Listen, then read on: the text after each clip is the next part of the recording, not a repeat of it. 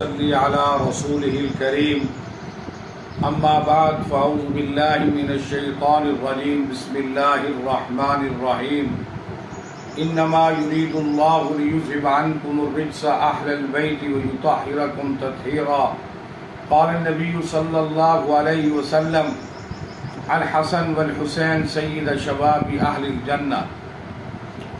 محرم اور عاشورہ کی حقیقت۔ بزرگان محترم، برادران عزیز، آج محرم الحرام کی 7ویں تاریخ ہے اور 3 دن کے بعد انشاءاللہ تعالی عاشورہ کا مقدس دن آنے والا ہے۔ یوں تو سال کے 12 مہینے اور ہر مہینے کے 30 دن اللہ تعالیٰ کے پیدا کیے ہوئے ہیں، لیکن اللہ جل شانہ نے اپنے فضل و کرم سے پورے سال کے بعض ایام کو خصوصی فضیلت عطا فرمائی ہے اور ان ایام میں کچھ مخصوص احکام مقرر فرمائے ہیں۔ یہ محرم کا مہینہ بھی ایک ایسا مہینہ ہے جس کو قرآن کریم نے حرمت والا مہینہ قرار دیا ہے۔ جو آیت میں نے آپ کے سامنے تلاوت کی، اس میں اللہ تعالیٰ نے یہ بتلا دیا، انما یرید اللہ لیذهب عنکم الرجس، کہ اے اہل بیت والو، اے نبی کے گھر والوں، میں تم سے ناپاکی کو دور کرنا چاہتا ہوں اور تم کو پاک کرنا چاہتا ہوں۔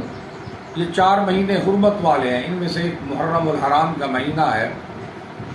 عاشورہ کا روزہ، توجہ فرمائیں گے، خاص طور پر محرم کی 10ویں تاریخ، جس کو عام طور پر عاشورہ کہا جاتا ہے، جس کے معنی ہے 10واں دن، یہ اللہ تعالیٰ کی رحمت و برکت کا خصوصی طور پر حامل ہے۔ جب تک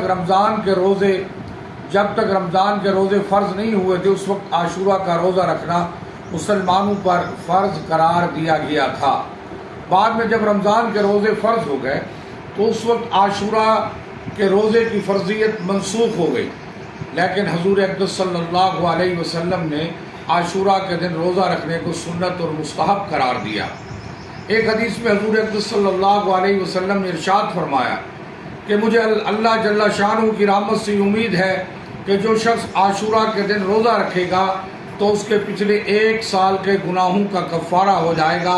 عاشورہ کے روزے کی اتنی بڑی فضیلت آپ صلی اللہ علیہ وسلم نے ارشاد فرمائی، تو ہمیں چاہیے کہ ہم عاشورہ کے دن روزہ رکھیں۔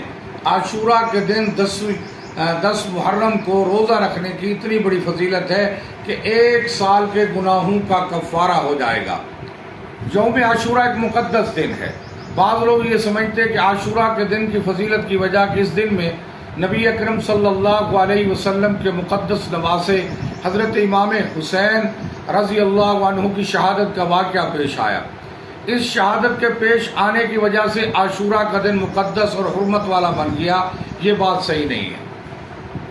خود حضور اقدس صلی اللہ علیہ وسلم کے عہد مبارک میں عاشورہ کا دن مقدس دن سمجھا جاتا تھا اور آپ صلی اللہ علیہ وسلم نے اس کے بارے میں احکام بیان فرمائے تھے اور قرآن کریم نے بھی اس کی حرمت کا اعلان فرمایا تھا۔ جبکہ حضرت امام حسین رضی اللہ تعالی عنہ کی شہادت کا واقعہ تو حضور اقدس صلی اللہ علیہ وسلم کی وفات کے تقریباً 60 سال کے بعد پیش آیا، لہذا یہ بات درست نہیں کہ عاشورہ کی حرمت اس واقعہ کی وجہ سے ہے، بلکہ حضرت سیدنا امام حسین رضی اللہ تعالیٰ عنہ کی شہادت کا اس روز واقع ہونا، یہ حضرت امام حسین رضی اللہ تعالیٰ عنہ کی مزید فضیلت کی دلیل ہے کہ اللہ تعالیٰ نے ان کو شہادت کا مرتبہ اس دن میں عطا فرمایا جو پہلے ہی سے مقدس اور محترم چلا آ رہا تھا۔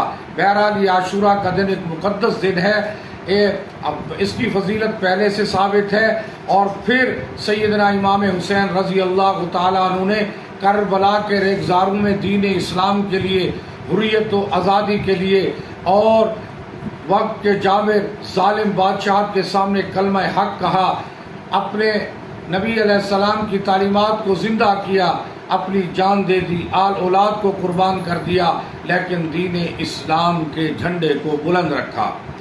اس دن کی فضیلت کی اور وجوہات، اس دن کے مقدس ہونے کی وجہ کیا ہے، یہ اللہ تعالیٰ ہی بہتر جانتے ہیں۔ اس دن کو اللہ تعالیٰ نے دوسرے دنوں پر کیا فضیلت دی ہے اور اس دن کا کیا مرتبہ رکھا ہے اللہ تعالیٰ ہی بہتر جانتے ہیں، ہمیں تحقیق میں پڑھنے کی ضرورت نہیں۔ بعض لوگوں میں یہ بات مشہور ہے کہ حضرت آدم علیہ السلام دنیا میں اترے تو عاشورہ کا دن تھا، حضرت نوح علیہ السلام کی کشتی طوفان کے بعد خشکی میں اتری تو عاشورہ کا دن تھا، حضرت ابراہیم علیہ السلام کو جب آگ میں ڈالا گیا اور اس آگ کو اللہ تعالیٰ نے ان کے لیے گلزار بنایا تو وہ عاشورہ کا دن تھا، اور قیامت بھی عاشورہ کے دن قائم ہوگی۔ یہ باتیں لوگوں میں مشہور ہے لیکن ان کی کوئی اصل اور بنیاد نہیں، کوئی صحیح روایت ایسی نہیں جو یہ بیان کرتی ہو کہ واقعات عاشورہ کے دن پیش آئے تھے۔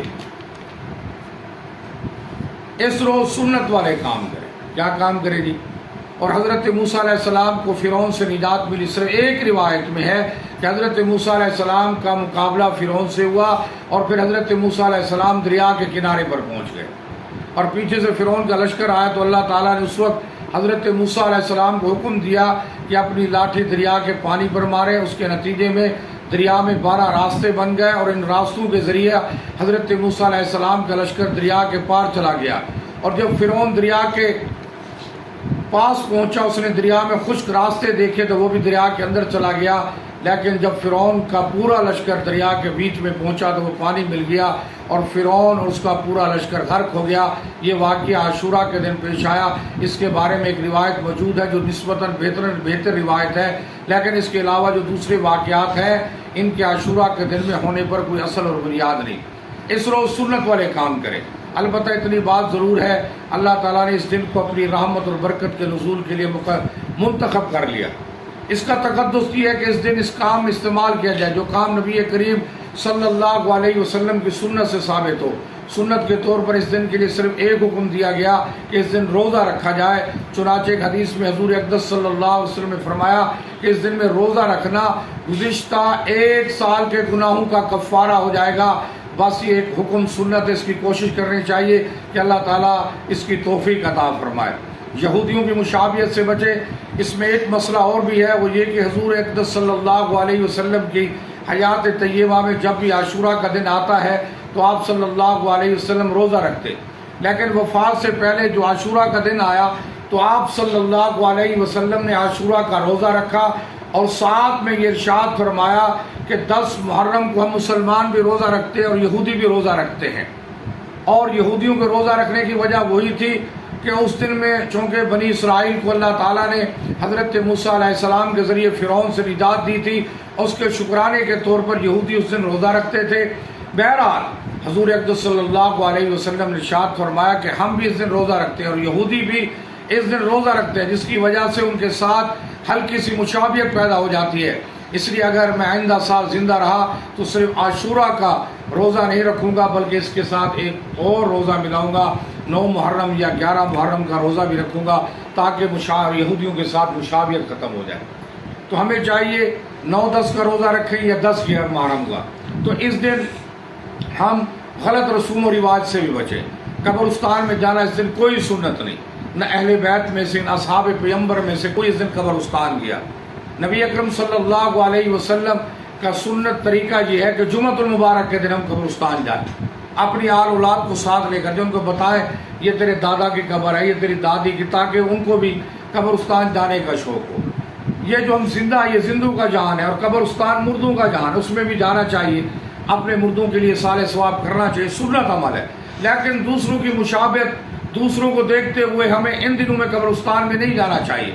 ہر جمعہ کے دن، سال کے بعد یہ 2 دن جناب والا نہیں بھائی نہیں، شریعت کے اندر یہ ثابت ہے، شریعت میں ثابت ہے کہ ہر جمعۃ المبارک کو سنت طریقہ ہے۔ جو والدین کے قبروں پہ جا کر اصالہ ثواب کرتا ہے، نبی علیہ السلام نے فرمایا اللہ اس کے لیے مغفرت و بخشش کا اعلان کرتے ہیں۔ تو ایک کی بجائے 2 روزے رکھیں، یعنی کہ 9-10 کا یا 10-11 کا۔ عبادت میں بھی مشابہت نہ کریں۔ رسول اللہ صلی اللہ علیہ وسلم کے ارشاد میں ہمیں ایک سبق اور ملتا ہے، وہ یہ کہ غیر مسلموں کے ساتھ ادنا مشابہت بھی حضور صلی اللہ علیہ وسلم نے پسند نہیں فرمائی، حالانکہ وہ مشابہت کسی برے ناجائز کام میں نہیں بلکہ ایک عبادت میں مشابہت تھی۔ ایک دن جو عبادت وہ کر رہے ہیں ہم بھی اس دن وہی عبادت کر رہے ہیں، لیکن آپ صلی اللہ علیہ وسلم نے اس کو بھی پسند نہیں فرمایا۔ کیوں؟ اس لیے کہ اللہ تعالیٰ نے مسلمانوں کو دین عطا فرمایا، وہ سارے ادیان سے ممتاز اور ان پر فوقیت رکھتا ہے، لہٰذا ایک مسلمان کا ظاہر اور باطن بھی غیر مسلم سے ممتاز ہونا چاہیے، اس کا طرز عمل، اس کی چال ڈھال، اس کی وضاحت، اس کا سراپا، اس کے اعمال، اس کے اخلاق، اس کی عبادتیں وغیرہ، ہر چیز غیر مسلموں سے ممتاز ہونی چاہیے۔ چنانچہ حدیث میں یہ احکام جا بجا ملیں گے، جس میں حضور اقدس صلی اللہ علیہ وسلم نے فرمایا غیر مسلموں سے الگ طریقہ اختیار کرو۔ مثلا فرمایا خالف المشرکین، یعنی مشرکین جو اللہ تعالیٰ کے ساتھ دوسروں کو شریک ٹھہراتے ہیں، ان سے اپنا ظاہر و باطن الگ رکھو۔ مشابہت اختیار کرنے والا انہی میں سے ہے، من تشبہ بقوم فہو منہم، جو شخص کسی قوم کی مشابہت اختیار کرے اسی قوم کے اندر داخل ہے۔ مثلا اگر کوئی شخص انگریزوں کا طریقہ اس لیے اختیار کرے تاکہ میں دیکھنے میں انگریز نظر آؤں تو یہ گناہ کبیرہ ہے، لیکن اگر دل میں یہ نیت نہیں ہے کہ میں ان جیسا نظر آؤں گا بلکہ ویسی مشابہت اختیار کر لی تو یہ مکروہ ضروری ہے۔ اور ایک حدیث عاشورہ کے دن گھر والوں پہ وسعت کرنا، اس حدیث میں حضور اقدس صلی اللہ علیہ وسلم کا ارشاد منقول ہے کہ جو شخص عاشورہ کے دن اپنے گھر والوں پر اور ان لوگوں پر جو اس کے خاندان میں سے ہیں، مثلا اس کے بیوی بچے، گھر کے ملازم وغیرہ، ان کو عام دنوں کے مقابلے میں عمدہ اور اچھا کھانا کھلائے اور کھانے میں وسعت اختیار کرے تو اللہ تعالیٰ اس کی روزی میں برکت عطا فرمائیں گے۔ یہ حدیث اگرچہ سند کے اعتبار سے مضبوط نہیں ہے، لیکن کوئی شخص اس پر عمل کرے تو کوئی مذائقہ نہیں، بلکہ اللہ تعالیٰ کی رحمت سے امید ہے کہ اس عمل پر جو فضیلت بیان کی گئی ہے وہ انشاءاللہ حاصل ہو گئی۔ لہٰذا اس دن گھر والوں پر کھانے میں وسعت کرنی چاہیے۔ اس کے آگے لوگوں نے جو چیزیں اپنی طرف سے گھڑ لی ہیں ان کی کوئی اصل اور بنیاد نہیں۔ گناہ کر کے اپنی جانوں پر ظلم مت کریں، دوسروں کی مجالس میں شرکت بھی مت کریں، ٹھیک ہے نا جی۔ ان دنوں میں جو دوسرے مسالک والے حضرات اس مہینے میں جو کچھ کرتے ہیں وہ اپنے مسلک کے مطابق کرتے ہیں۔ شیعہ حضرات کی جو مجالس ہیں وہ اپنے مسلک کے مطابق کرتے ہیں۔ حکیم الامت حضرت تھانوی رحمۃ اللہ علیہ نے امن بھائی چارے کا درس دیا کہ اپنے مسلک کو چھوڑو نہ، دوسرے کو چھیڑو نہ، لیکن بہت سے اہل سنت حضرات بھی ایسی مجلسوں میں اور تعزیوں میں اور ان کاموں میں شریک ہو جاتے ہیں جو بدعت اور منکر کی تعریف میں آ جاتا ہے۔ قرآن کریم نے تو صاف حکم دے دیا ہے کہ ان مہینوں میں اپنی جانوں پر ظلم نہ کرو، بلکہ ان اوقات کو اللہ تعالیٰ کی عبادت میں اور اس کے ذکر میں، اس کے لیے روزہ رکھنے میں اور اس کی طرف رجوع کرنے میں اور اس سے دعائیں کرنے میں صرف کرو، اور ان فضولیات سے اپنے آپ کو بچاؤ اور قرآن مجید کی تلاوت کرو، اللہ کا ذکر کرو، اور کربلا کے شہداء کے لیے سیدنا امام حسین رضی اللہ تعالیٰ عنہ کے لیے جو اہل سنت والجماعت کا طریقہ کار ہے، روزے رکھو، عبادت کرو، تلاوت کرو، ذکر کرو، اور شہداء کربلا سیدنا امام حسین رضی اللہ تعالیٰ عنہ کے لیے احسان ثواب کرو، ان کے لیے دعائیں کرو، اللہ ان کی مغفرت و بخشش فرمائے، اور ان کے صدقے اللہ ہماری بھی مغفرت و بخشش فرمائے۔ اللہ تعالیٰ اپنے فضل و کرم سے اس مہینے کی حرمت اور عاشورہ کی حرمت اور عظمت سے فائدہ اٹھانے کی ہم سب کو توفیق عطا فرمائے اور اپنی رضا کے مطابق اس دن کو گزارنے کی توفیق عطا فرمائے۔ آمین و آخر دعوانا الحمد للہ رب العالمین۔